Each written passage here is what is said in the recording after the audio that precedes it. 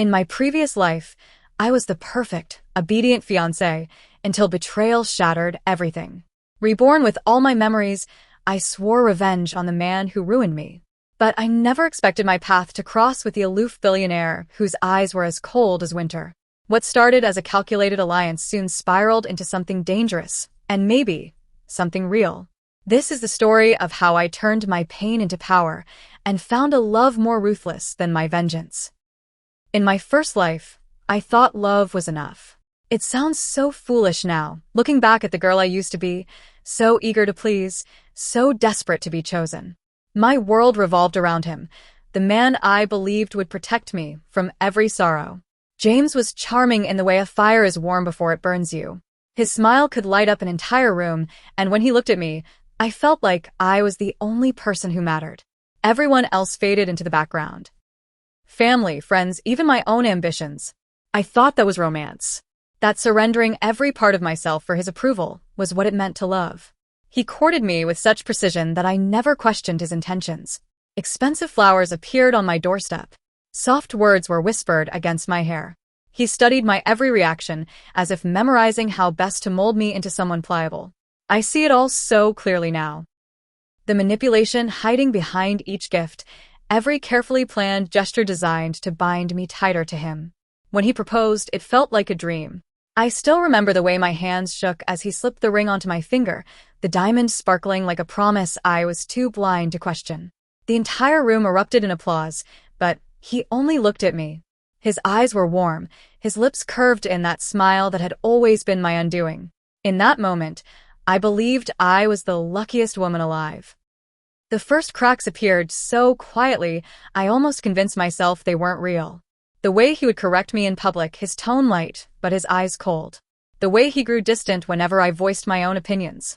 I started to notice how his affection ebbed and flowed, depending on whether I did exactly what he wanted. I made excuses for him. He was stressed. He was tired. He loved me. He just didn't know how to show it sometimes. But the truth was simpler. He had never loved me at all. He loved my family's name, the influence that came with it. He loved the way people envied him for securing an engagement with someone considered a valuable prize. He loved the power. I was nothing more than a means to an end. It took me far too long to see it. By the time I realized how deeply his deception ran, it was too late. The night everything ended, I had stumbled into a conversation I was never meant to hear. I still remember the sound of his voice as he spoke to someone over the phone. Calm, unhurried, as if he was discussing the weather. She's almost finished, he said. Her inheritance will be transferred after the wedding. Once that's handled, well, accidents happen. I stood in the shadows, my heart a drumbeat of horror against my ribs. Every word peeled away the last illusions I had clung to. The man I loved planned to discard me the moment I was no longer useful. When he hung up, he found me there, frozen, my breath ragged in my throat. For a brief moment, his mask slipped, and I saw the real him. The boredom, the disdain. You shouldn't eavesdrop, he said quietly. It ruins the surprise. That was the last thing I heard before something struck the side of my head. I woke up in darkness. My wrists were bound, my vision blurred. The metallic scent of blood clung to the air. I tried to scream, but no sound came out. He stood over me, a silhouette framed by the flickering light. I did care for you, he lied, crouching so our eyes were level. But you were always too trusting. You made this inevitable. I wanted to fight, to spit every hateful word I could find. But my strength was gone, siphoned away by grief and betrayal. When he left me there, I knew no one would come. He had severed every connection, isolated me so completely, I didn't even realize it until the end. As the darkness crept in, I thought of all the choices I had made. Every moment I could have walked away. If only I had been stronger. If only I had seen him for what he truly was. But I didn't. And so I died alone in the cold. When I opened my eyes again in that jasmine-scented bedroom, I understood what that second chance meant. I would never be the girl who loved blindly again. I would never let him destroy me twice. I remember the taste of blood in my mouth when everything finally ended. The cold marble floor pressed against my cheek, the world fading to a dull, silent haze as the man I had once trusted most stepped over my body without a backward glance. That was how my life ended. humiliated, discarded, and betrayed by the very person I thought would protect me. I don't know what I expected after death. Peace, maybe. Oblivion. But instead, I opened my eyes to the familiar scent of jasmine drifting through the bedroom I hadn't seen in years. My heart stuttered in my chest, disoriented and fragile, as I realized I was back in the past. Back before the lies. Back before the engagement that destroyed me. The first morning was the hardest. My hands trembled as I reached for the vanity mirror, half convinced I'd see the hollow, broken woman I had become.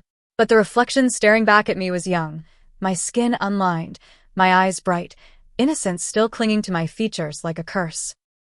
Fury flooded my veins, so suddenly I had to press a hand to my chest to steady my breathing.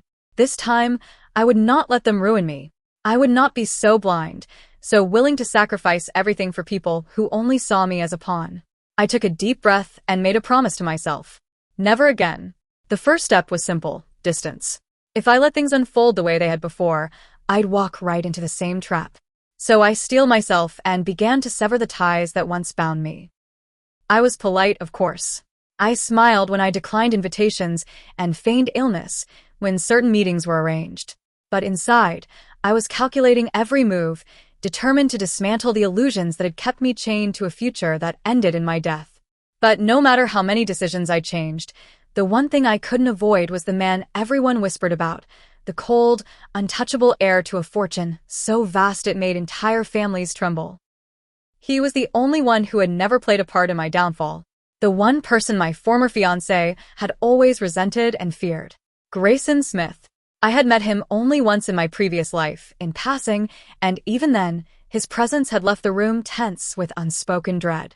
His gaze had slid over me without interest, and I'd thought nothing of it. Back then, he was just another distant figure in a world I didn't belong to. But now I saw an opportunity. If I was going to survive and win, I needed protection. And no one inspired more fear than him. The first time our paths crossed again, it was in the grand hall of a charity gala. My heart pounded in my chest as I lifted my chin, determined not to look away when his eyes met mine. Grayson was exactly as I remembered, tall and elegantly dressed in a dark suit that fit his broad shoulders perfectly. His expression was as cold as the rumors suggested, his gaze flicking over the crowd as if none of us mattered. When his attention finally settled on me, something sharp and unreadable passed through his eyes. It was gone in a heartbeat, replaced by the same disinterest he showed everyone else. But I saw it. That flicker of curiosity. The way his gaze lingered a fraction too long. It was all I needed. Summoning every ounce of courage, I stepped into his path. My fingers were ice around the stem of my champagne glass, but I forced my voice to stay steady. "Excuse me," I said, tilting my head just enough to look demure. "I wonder if you might spare me a moment." He looked at me as though trying to decide whether I was worth the effort of responding. The silence stretched so long that my heart began to ache in my chest. But eventually, he inclined his head, a movement so slight most people wouldn't have noticed. "Very well," he said, his voice as smooth and cold as polished steel. I knew then that my plan, risky and reckless, had officially begun. In that moment, I felt something I hadn't experienced since the day I died. Hope. The gala was a calculated risk. I knew that approaching him directly would set tongues wagging, but that was exactly what I wanted. Whispers had power, and in this world, perception often mattered more than truth. If people believed I was under his protection, it would buy me time. When he agreed to speak with me, relief flooded my chest, though I kept my expression carefully composed. He gestured toward a secluded alcove lined with towering glass panels that overlooked the gardens, and I followed, my steps measured and confident. We stopped near a marble column. For a heartbeat, neither of us spoke. I studied the fine lines of his profile, the elegant severity of his features, the impassive calm that had earned him his reputation as someone impossible to sway. Up close, the chill radiating off him felt almost tangible, but it didn't deter me. "If you're here to waste my time," he said finally, his tone even, "I suggest you reconsider." I lifted my chin.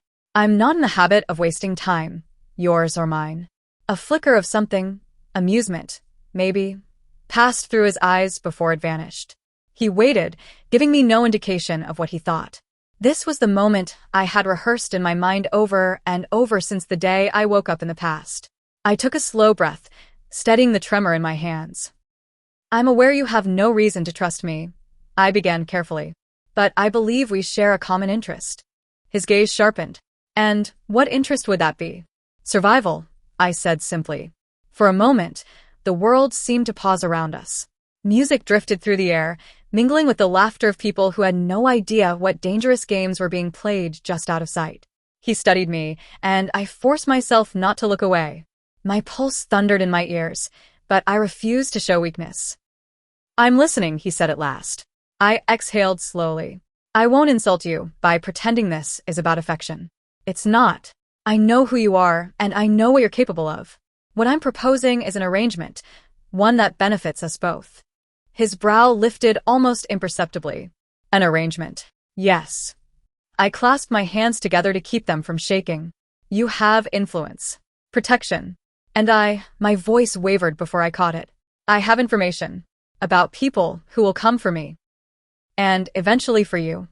He regarded me with a gaze so piercing I felt it might strip away every pretense I'd ever worn. You presume a great deal, he said softly. I forced a smile. I'm not presuming anything. I'm offering you the truth, something most people are too afraid to share with you.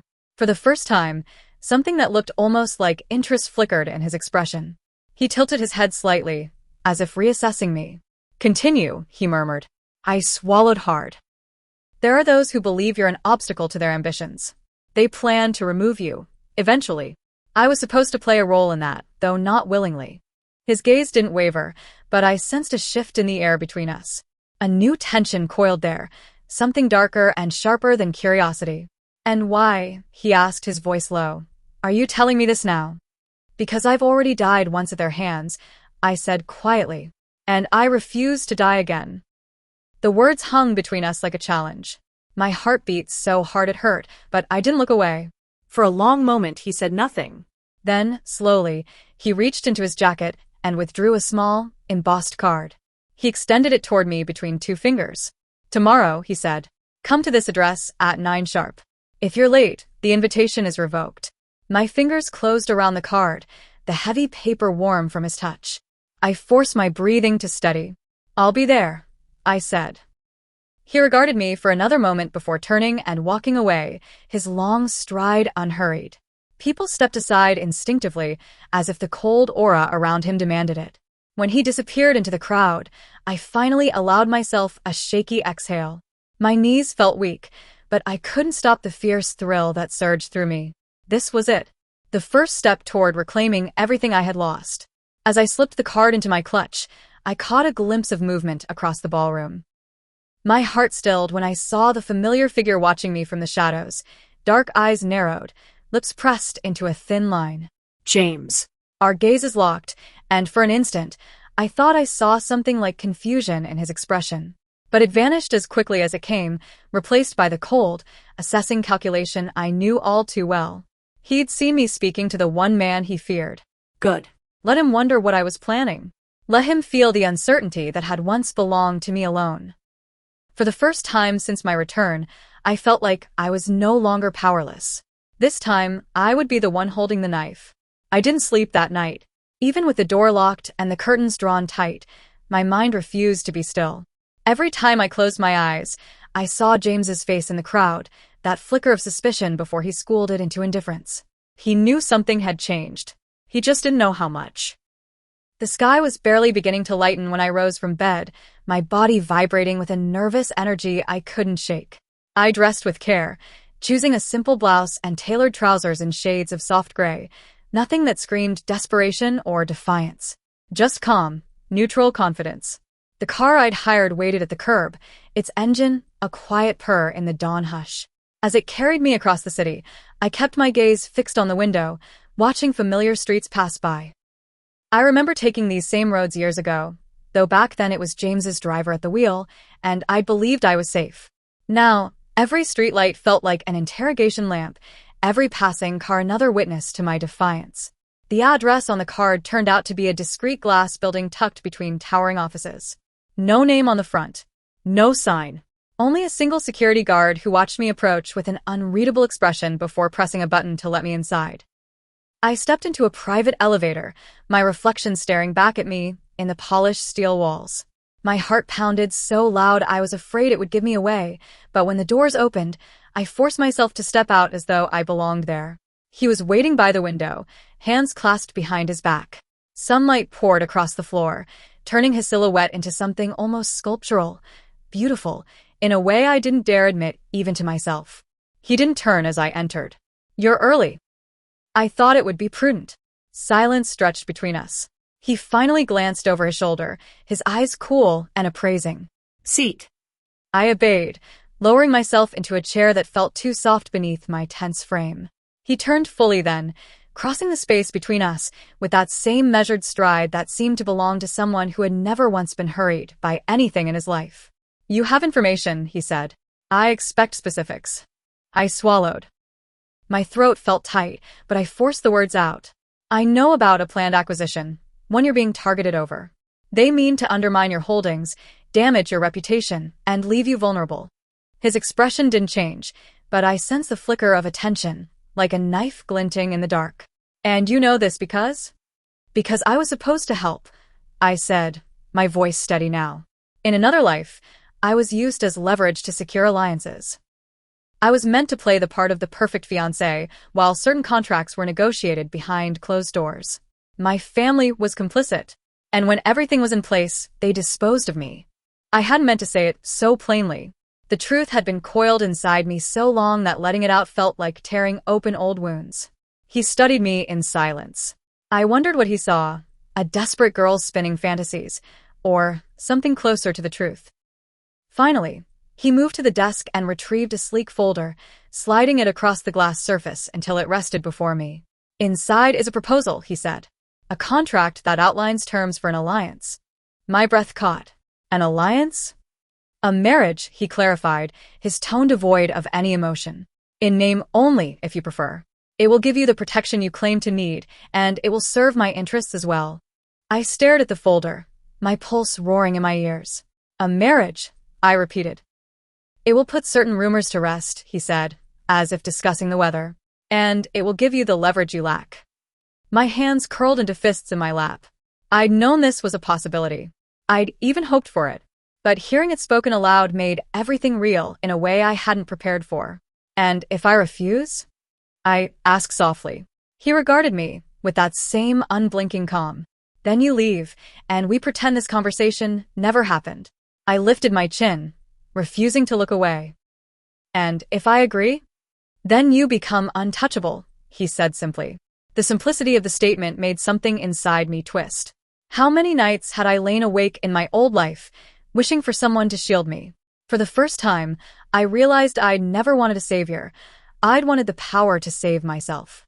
But perhaps this was close enough. My fingers brushed the edge of the folder. "May I read it?" "Take your time." I opened it, scanning the neat columns of text. Everything was as he'd said. An unromantic merger of convenience, spelled out in legal language that left no room for sentiment. I closed the folder and looked up. "If I sign this, I want one promise." His gaze met mine. "Which is?" "That you won't lie to me." Something flickered in his expression, a shadow I couldn't name. "I don't lie," he said quietly. I took a slow breath, feeling the weight of the moment settle over me. "Then I'll sign." I signed my name at the bottom of the contract with a hand that didn't tremble. Not because I wasn't afraid, but because fear no longer had the power to stop me. When I looked up, he was watching me with a gaze I couldn't decipher. There was no smile, no flicker of triumph, just a quiet acknowledgement, as though he'd expected nothing less. "It will be announced tomorrow," he said, taking the folder back. "I'll handle the details." My throat felt dry.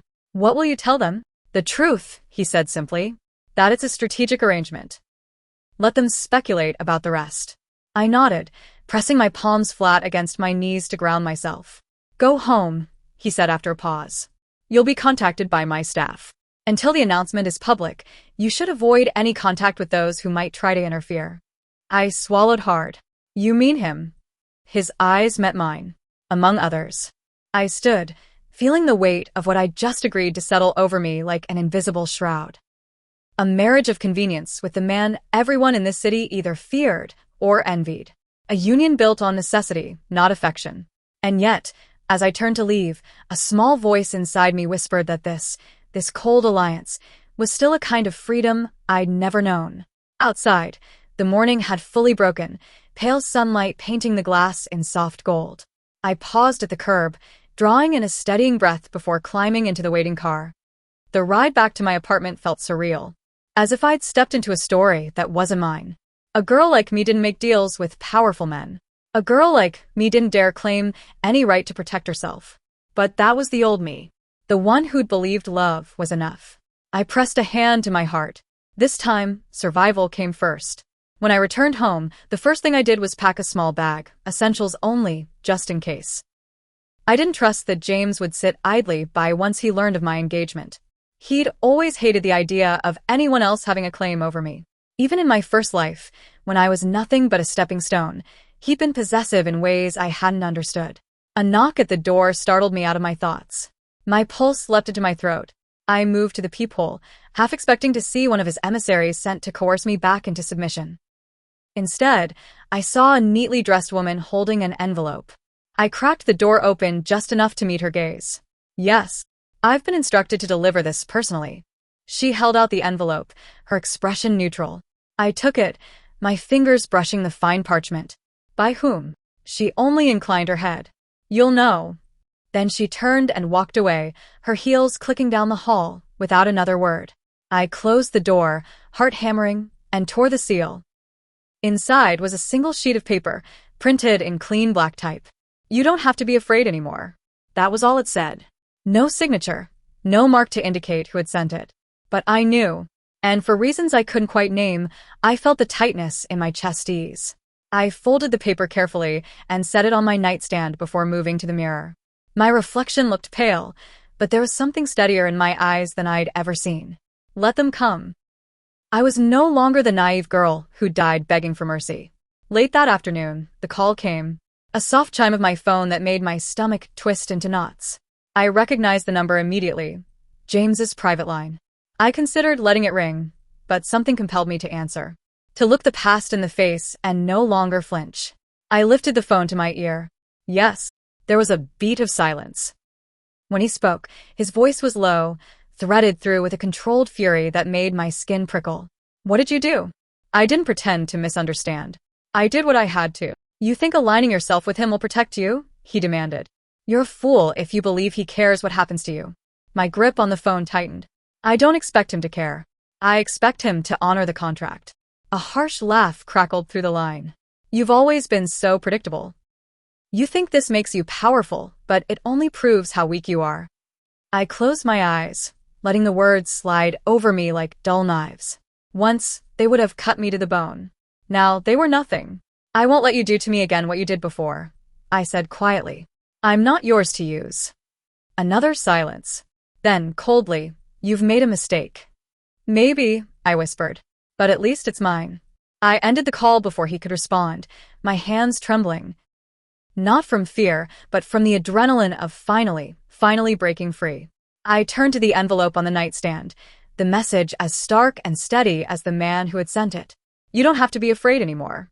I read the words again and felt the smallest spark of something I hadn't dared believe in for a long time. Hope. The official announcement was released the next morning. I woke to a dozen missed calls and a flood of messages. Some from old acquaintances who pretended to care, others from people I'd barely spoken to in years. My family's name was being dragged into every headline, speculation swirling like vultures around a carcass. Reclusive billionaire engaged to heiress in sudden alliance, a union of convenience, or something more. I turned off my phone after the fifth notification. None of their curiosity mattered. Not anymore. Midway through the afternoon, there was another knock at the door. This time, when I checked the peephole, it was a tall man in a charcoal suit with a subtle earpiece. He inclined his head when he saw me watching. I'm here to escort you, he said when I cracked the door open. His tone was polite, but there was no doubt it was an order, not a request. To where? To your new residence, he replied evenly. It's been arranged. I should have expected this. The contract I'd signed made it clear. Appearances would be maintained. The move would be immediate. I gathered my bag, the one I'd packed the night before, and stepped into the hall without looking back. The car waiting outside was sleek and black, the kind of vehicle that made people instinctively avert their eyes. As we pulled away from the curb, I caught sight of a figure standing half-hidden near the corner. Watching. James. His expression was a study in cold disbelief, as if he still couldn't fathom that I'd slipped out of his grasp. I met his gaze without flinching. For the first time, there was nothing he could take from me. The drive lasted nearly an hour, winding out of the city's congested heart and into a quiet district lined with old trees and discreet gates. When the car finally turned into a drive paved in smooth stone, my breath caught. The house, no, the mansion, rose before me like something conjured from a story. All clean lines and pale stone, elegant without being ostentatious. The windows were tall and narrow, their glass reflecting the sky. I stepped out of the car, clutching my bag like an anchor, and followed the man in the charcoal suit up the steps. Inside, the air was cool and faintly scented with something expensive I couldn't name. A woman in a black dress waited just beyond the entry hall, her hands folded neatly in front of her. "Welcome," she said with a slight bow. "I'm here to assist you with anything you need. If you have personal belongings you wish transferred, arrangements can be made." I nodded, feeling strangely detached. "Thank you."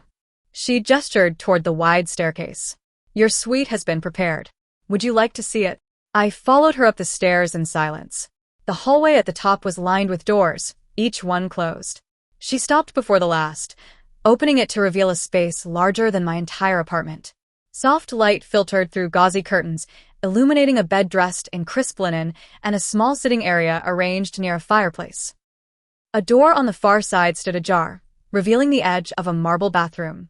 "It's beautiful," I murmured, though the word felt inadequate. "If there's anything you require, please let me know," she said gently. "He will join you later to discuss next steps." I waited until the door clicked shut behind her before I let my composure slip. My knees hit the edge of the bed as I sat heavily, burying my face in my hands. I had thought signing the contract would feel final, but this space, this quiet, the reality of my decision, made it all inescapably real. And yet, when I lifted my head, I felt no regret, only a strange, steady calm. It was nearly dusk when another knock came, so soft I almost didn't hear it. I rose and crossed the room, my hand pausing on the doorknob before I opened it. He stood there, still dressed in that immaculate suit, his expression unreadable. For a heartbeat, neither of us spoke. "You've settled in," he said finally. "I have." He glanced past me at the tidy room, then back into my eyes. "You understand what this arrangement requires?" I nodded. "Appearances." "Among other things," he said quietly. My pulse tripped. "And what does that mean?" "It means you will be seen with me. You will act the part of my fiancé in public. And you will be protected." Protected. The word settled in my chest like something dangerous. "Why?" I whispered before I could stop myself. "Why are you doing this?" His gaze was steady. "Because I find your honesty refreshing." I didn't know what to say to that. The silence stretched between us, filled with the things neither of us dared voice. Finally, he inclined his head. "Dinner will be served shortly. You're welcome to join me." I nodded again, unable to find my voice. When he left, I closed the door and pressed my palm against it, feeling the echo of something I couldn't name. Maybe this was all still a transaction. Maybe it would never be anything more. But for the first time, I didn't feel like prey. I felt like a player in the game. Dinner was served in a room so elegantly understated it felt almost surreal. The long table was set for two, a single arrangement of white lilies standing in the center, like a quiet declaration. Grayson was already seated when I entered, his posture perfectly composed. He rose when he saw me, a small gesture of formality that made my heart trip in my chest. "Thank you for joining me," he said, his voice even. I took the seat across from him, smoothing my skirt as I settled in. I thought it would be expected. His mouth curved just slightly. Expected, yes, but not required. The servers moved around us in near silence, laying out delicate courses I barely tasted. My appetite had abandoned me hours ago, replaced by a nervous energy that refused to quiet. For a while, neither of us spoke. The only sounds were the soft clink of silverware and the muted whisper of footsteps as the staff retreated. At last, Grayson set down his glass and fixed me with a gaze that felt almost too steady.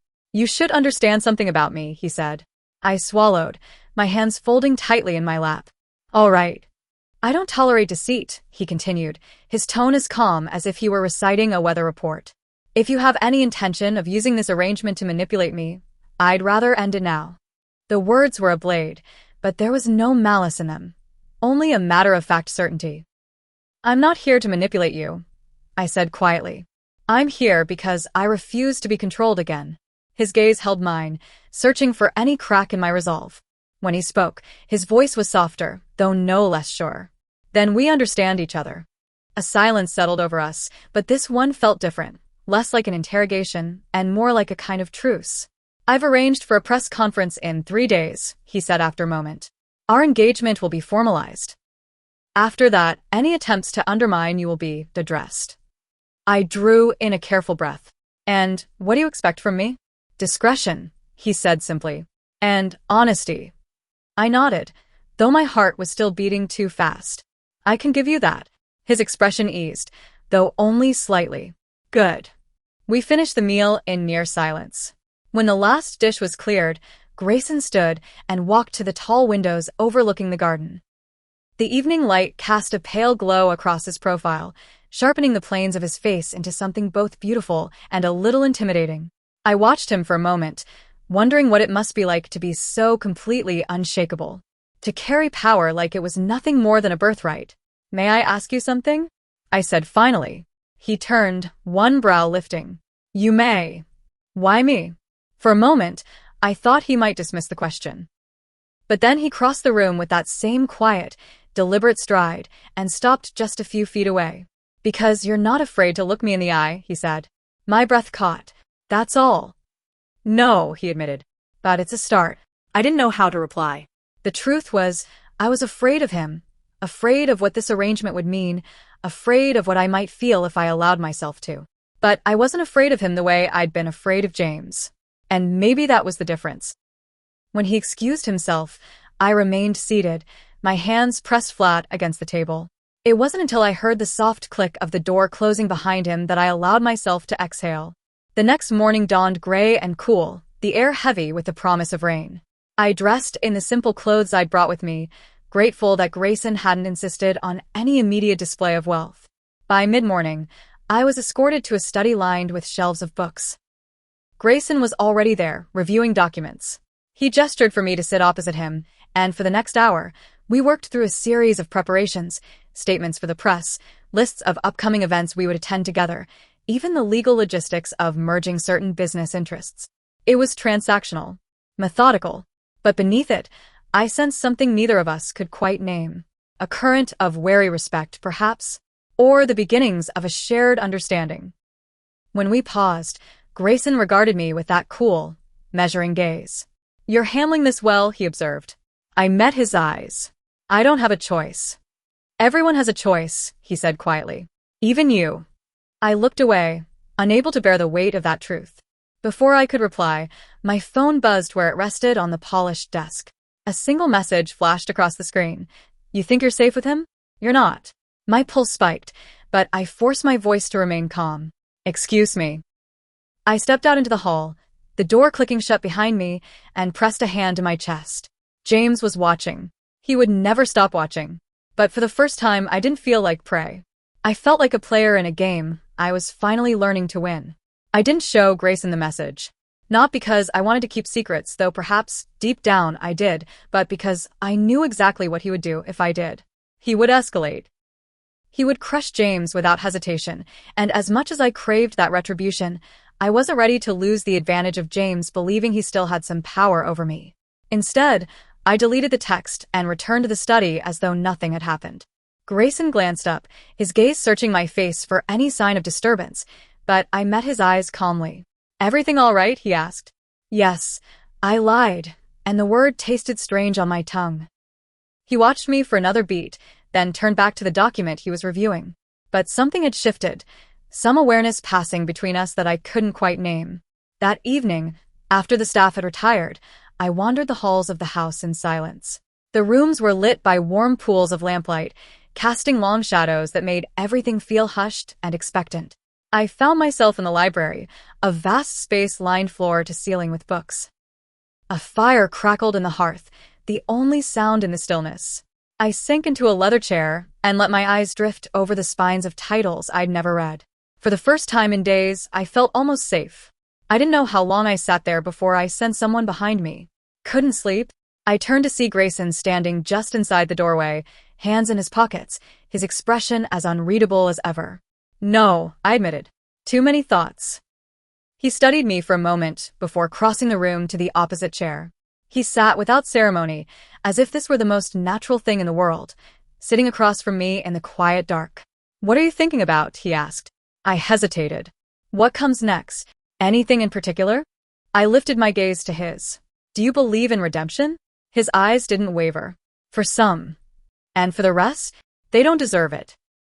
A log shifted in the fire, sending a shower of sparks up the chimney. I thought of James, of the years I'd wasted loving him, of the life I'd lost because I was too blind to see the truth. "I think I used to believe everyone deserved a second chance," I said softly. "Now I'm not so sure." "You shouldn't be," Grayson replied. "Second chances are wasted on people who have no intention of changing." I looked down at my hands. "Then what does that make us?" His silence was thoughtful, not cruel. When he finally spoke, his voice was low. "It makes us people who've learned to survive." I swallowed against the ache in my throat. "You don't have to be ashamed of that," he continued. "I'm not ashamed," I whispered. "I'm just tired." Something flickered across his face, something so quick I almost missed it. Pity, perhaps. Or understanding. "You will feel stronger in time," he said. I didn't know if he was right, but for tonight, his certainty was enough to make me believe it might be true. We sat like that for a long time, saying nothing, the fire burning down to embers between us. When I finally rose to leave, he didn't stop me, but his voice followed me to the doorway. "If he contacts you again," he said, "I expect you to tell me." I paused, my hand on the doorframe. "And if I don't, then you will be reminding me why I don't trust people easily." I turned to look back at him. His eyes were dark in the firelight, reflecting 1,000 unspoken things. "I'll tell you," I said. It was the truth. Or at least, it was close enough. I returned to my room and lay awake for hours, the conversation replaying in my mind. The next day passed in a blur of preparations. Fittings for the engagement announcement, meetings with advisors, and a brief visit from Grayson's legal team to finalize additional documents. By evening, I felt wrung out and restless, the air in the house thick with the knowledge that everything would change tomorrow. When a knock came at my door, I expected one of the staff. But it was Grayson himself, still dressed in the dark suit he'd worn all day. "May I come in?" he asked. I nodded, stepping aside to let him pass. He didn't sit. Instead, he turned to face me, his gaze steady. "There's something you should know," he said. "My pulse skittet." "What is it?" "Tomorrow will be difficult. There will be questions you won't want to answer. People who will look at you as though you're nothing but another piece of leverage." I swallowed hard. "I know." He took a step closer. "You don't have to pretend you're unaffected." "I'm not pretending," I said, though the lie tasted bitter. His eyes softened, just a fraction. "If you need to step away at any point, you'll signal me. Do you understand?" I hesitated. "Why does it matter to you?" "Because you're under my protection," he said simply. "And I don't fail in that." Something tightened in my chest. I wanted to believe him. I wanted to believe this arrangement was more than just a transaction. But I'd made that mistake once before. And I wasn't sure my heart could survive it again. The day of the engagement announcement dawned bright and cold, the kind of morning that made everything feel sharper, more vivid. I dressed carefully, my hands steady as I fastened the simple pearl earrings I'd chosen. No diamond tiara or gaudy displays, just quiet elegance. When I stepped into the foyer, Grayson was already waiting. He looked at me the way he always did, calm, unflinching, but something in his gaze lingered a moment longer than usual. "You're ready," he said. I nodded, though my heart beat too fast. "I think so."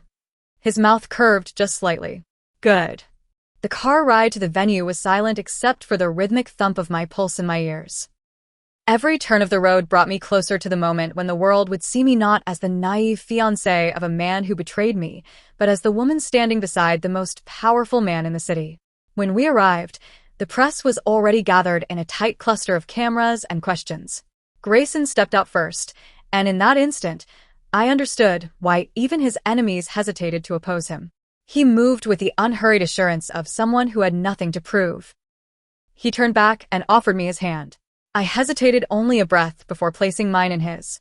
His fingers closed around mine, steady, warm, and for a moment, the world didn't feel so terrifying. Flashes erupted as we descended the steps together, a wall of reporters calling our names. Grayson kept his hand firmly over mine, guiding me to the podium with a quiet authority that made my shoulders square in response. He spoke first, his voice measured and calm as he explained the nature of our engagement, an alliance forged from mutual respect and shared goals. His words were precise, careful, offering nothing of the personal truths that lay beneath. Then it was my turn.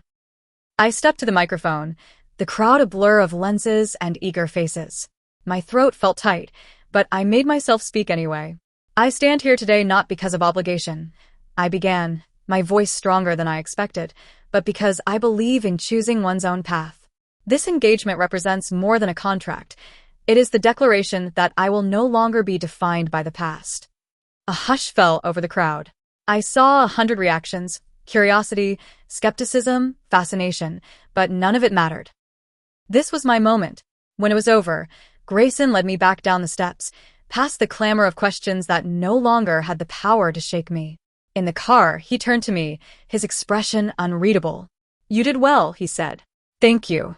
The words felt inadequate, but they were all I had. The rest of the day passed in a series of meetings and briefings I barely remembered. By evening, exhaustion pressed down on me like a weight. I retreated to the library, craving a moment of quiet. I didn't hear Grayson enter until he spoke behind me. "You've been avoiding me." I turned to face him. I needed space to think. He inclined his head. Understandable. A silence stretched between us. I wanted to ask him why he'd done all this, why he'd chosen me, why he'd offered protection without ever demanding more than I could give. But the words wouldn't come. Instead, I said the only thing I could. "Thank you." His gaze held mine, steady and searching. "You don't owe me gratitude." "Maybe not," I whispered. "But I feel it anyway." He stepped closer, his presence filling the space between us. For the first time, there was no trace of calculation in his expression. Only something I didn't dare name. "You asked me once why I did this," he said quietly. I swallowed. "And because you reminded me," he said, "what it feels like to want something enough to fight for it." My breath caught. "And what is it you want?" His hand lifted, brushing my cheek in a touch so careful it made my heart ache. "Something I can't buy," he murmured. I closed my eyes, feeling the heat of him, the steady certainty in his touch. For a moment, I allowed myself to imagine what it would be like if this were more than an arrangement. If this cold, brilliant man might one day look at me and see something worth keeping. When I opened my eyes, he was still watching me, his gaze unflinching. "Whatever happens," I said, my voice unsteady, "I won't run." His mouth curved, just a fraction. Good. He let his hand fall, stepping back. The distance felt sharper than I expected, but I didn't protest. "I'll see you in the morning," he said. "Good night." After he left, I stood alone in the quiet, feeling the weight of everything we hadn't said. I thought of the girl I used to be, the one who believed love was soft and safe. I knew better now. Love was a risk, a gamble, a knife in the dark and a hand to pull you from the abyss. I wasn't sure what would come next. But as I turned to look out the window at the darkening sky, I knew one thing for certain. This time, I was ready. This was just the first move in a game where hearts and empires are on the line. Will a cold alliance turn into a love worth risking everything for? Or will the past come back to shatter them both? Hit the like and subscribe button and turn on notifications because part 2 is where the real sparks fly and you won't want to miss it.